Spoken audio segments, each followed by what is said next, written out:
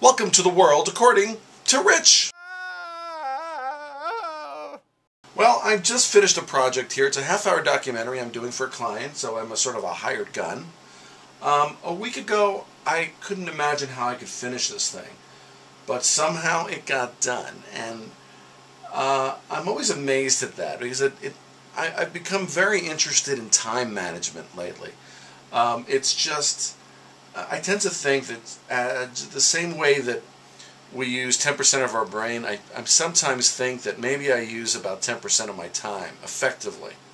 I mean, I'm not talking about using time, you know, working 23 hours a day and working yourself into the ground. I'm talking about quality time.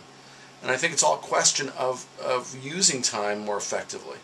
And what does that mean, more effectively? Number one, for example, stress, keeping the stress level low, because stress leads to depression, leads to paralysis, which means nothing gets done. Number two, goal setting, strategizing. I tend to juggle a lot of different projects for a lot of different clients and for my own creative work. And if I'm doing all these things and I don't, every once in a while, I don't do this every day, every once in a while, if I don't sit down and sort of map out what I'm doing and where I am with all these things, I get lost and nothing gets done. And then it's focus. Sometimes it's hard to focus on getting a job done. I mean, I actually had an experience when I was down in San Diego a couple of weeks ago visiting my sister. I took the train. I don't take the train a lot in LA. It doesn't go to places I need to go, usually. But I took Amtrak down from LA to San Diego, and it was about a 3-hour ride.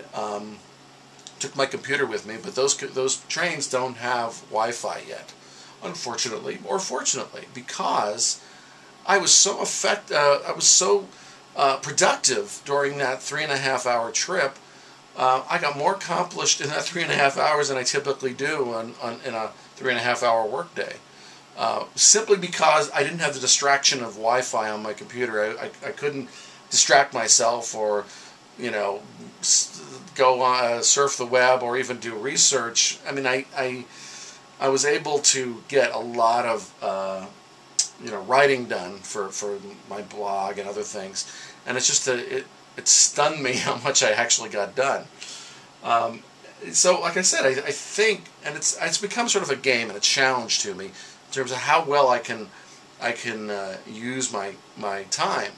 And it's amazing if you really think about if it's true that it's anything like the way we use our brain. If we're using 10% of our time, we actually have a lot more time than we think we do.